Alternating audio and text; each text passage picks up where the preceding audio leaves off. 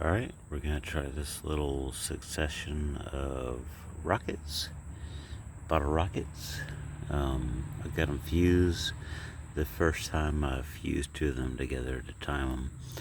So hopefully there's about an inch between, and that'll be about 1.5 seconds between the two.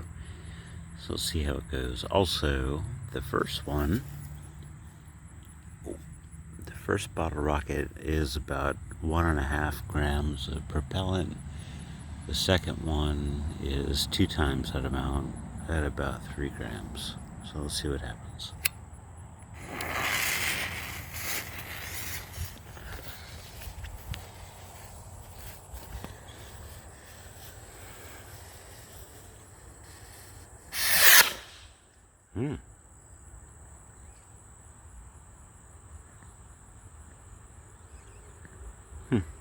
Second one didn't light.